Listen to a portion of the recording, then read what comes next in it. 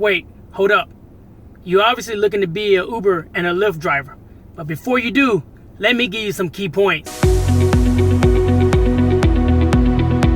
Let me first say, ride sharing with both Uber and Lyft has been awesome. I think I'm a little biased because I enjoy driving. No matter what time of the day, I always enjoy it. But what I decided to do is to create this channel because first off, this first video, I want to give a starting point, like a little starter kit for all of those out there who are deciding to operate for both Uber and Lyft. A lot of the videos that I have seen, they give you in-depth information once you already become an operator or a driver for Uber and Lyft. But I decided to do a little startup kit to get those future drivers prepared for what's to come. Now, some of these pointers I've learned over the period of time that I've been operating. And I've gotten a lot of this information that helped me in my driving from different YouTubers on there. And just to go off the top of my head, some of the ones I want to give shout out to is Drive Girl Drive. Cecily, awesome, was able to reach out to her. Great entrepreneur, creator, just awesome woman. The Rideshare Professor, he's putting out great content. Once you become an operator, it's best to go to his channel, start picking up all his videos. He has a lot to offer on there. The Rideshare Revolution, the Rideshare Hub, all of these channels have given me things to put inside my toolbox. But what I want to do is I want to give you that toolbox straight out from the department store. Here it is. Number 1, do not sign up for Uber and Lyft without using promo codes. That is absolutely free money that you're giving away if you do. No one wants to forfeit cash, whether you're using my promo code or you're getting it somewhere else. They're offering you money in these promotions in your particular area that can range from a few $100s just for your first few rides, and that money is given to you if you don't make a minimum amount. It's based on your region, but use promo codes for each one of these services. But since I love people getting additional money, I do have links down below for promo codes that will direct you right over to the Uber and Lyft site. It's already set up. You just put in your information, start driving as soon as possible. Number 2, invest in yourself. Start off with what you have and maximize your potential. Of course, the saying always goes, no one can hold you back except for you. And that bears truth here. Just a clean car and a great personality, and people will reward you with tips in the end. Sometimes you may not get tips, but it's the compliments that count. Sometimes I ask people, please don't give me the tips. Maybe because I'm just used to the Japanese culture not receiving tips, but sometimes I have to beg them to not give me a $10 or $20 tip. I say, you know what you can do better? Leave me a compliment. Because what's better than a tip? An awesome compliment. Compliments that are left inside the app and left inside those pages, they prime and they motivate your new customers to want to enjoy the same comforts and expectations that you have given to all these other people. When your profile has numerous compliments on them about how polite you are, or how helpful, or how much above and beyond you go, the best conversation, or I thought his Uber X was an Uber Lux. He got out the vehicle and walked us to the vehicle with an umbrella. Those things right there make people desire to get inside your Uber. Yeah, they can't specifically request your Uber the next time, but when they see those compliments, they will enjoy it that much more. Think of it like if you go to a hotel, right? If that hotel has 5-star rating, right? It is renowned as being one of the best hotels. It has best parking, the best Wi-Fi, the best amenities, the best staff. Everything is to perfection. You are primed to go to that hotel and think nothing but positive things about that hotel, right? That's exactly what you're doing to your business right here, to your small hotel chain. This is your business right here. You're priming that next customer to expect nothing but the best. Let their high expectations jump from the starting point of your minimum standard. Only 4 quarters can do a lot. People fail to realize that. Vacuuming at the beginning of whatever driving shift you choose or whatever driving slot goes a long way. Between every so rides, I get out and I bang my mats just to get the dirt out, just so people think that when they get in, that they are your first trip for the day. A mini vacuum cleaner goes a long way as well. It comes down to invest in yourself, invest in your presentation, the presentation of your car and the presentation of yourself. Obviously right now, I'm done driving for the day. First time I've driven in the daytime. But when I go out to drive, I'm usually wearing a collar shirt and something that's presentable, whether there's khaki slacks or some shorts that make myself presentable. I don't have to get in a suit and tie because I'm not driving Uber Black or anything like that. But you do want to make yourself presentable, just like your vehicle is presentable. Number 3. Now, you constantly hear me talk about saving money, taking the money off the table. Don't leave anything behind. That also comes with investing in yourself and the money you're trying to use. Number 1 consumer of money on a daily basis is fuel, your gas. I see people with Uber and Lyft stickers at, don't get me wrong, the cheapest gas station. I see them at the little convenience store over here. I'm gonna let you all know, I get name brand gas in my car. It doesn't need to be name brand. I get name brand gas in my car, whether it's BP, Shell, Amoco. I get name brand gas in my car, and my gas is cheaper than any convenience store around here. Yes, like I said, name brand gas, high quality gas in my car is cheaper than any store in my immediate area or surrounding area. Now you're asking how I do this. No, I don't work at a gas station, and no, I do not have a gas truck. Maybe I should drive for a gas truck. Anyway, no, down below I'm gonna have a promotion code for Gas Buddy.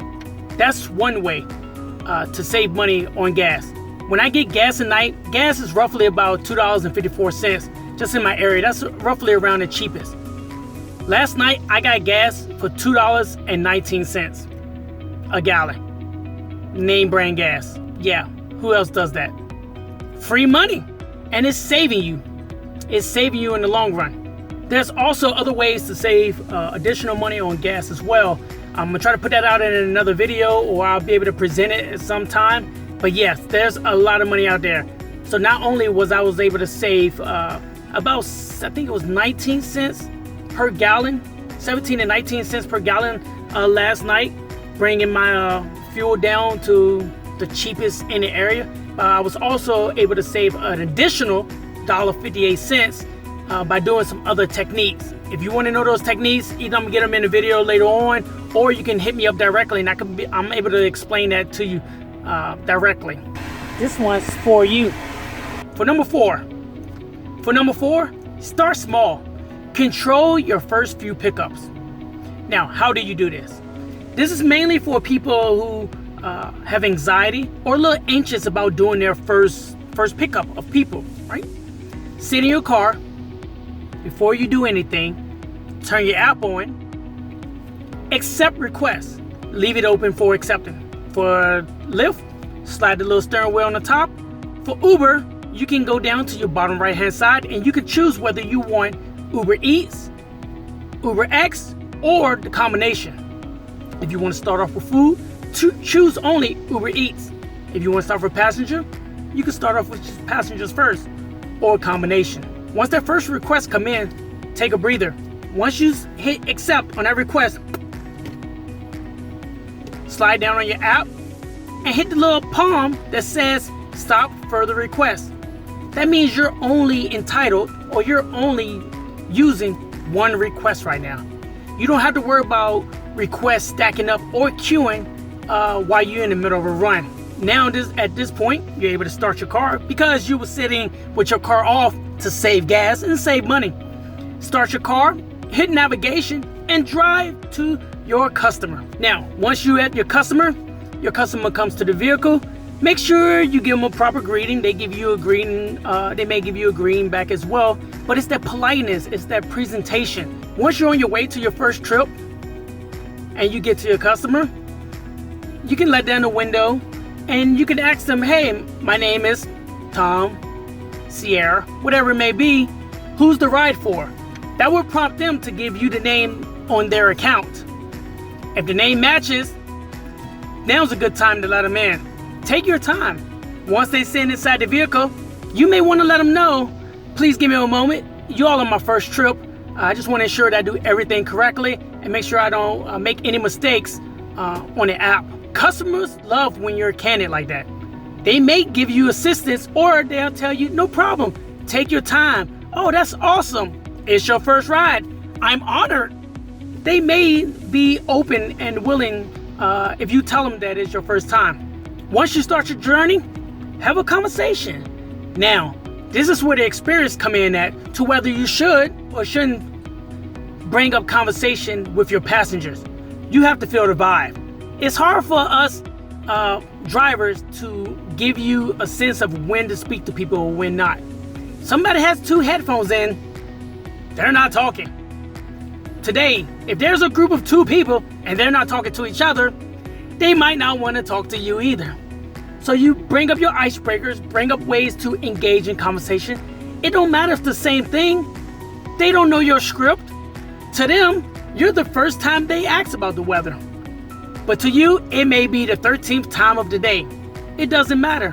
That is your starting line. That is your icebreaker. Use it to your advantage. Once you're going along your ride, let them know how much time it is before they get to their destination. They may be aware of, it is 5 minutes to my destination. Sometimes they have no clue. But just give them that so you feel that you're engaging with them if they so desire to have that engagement.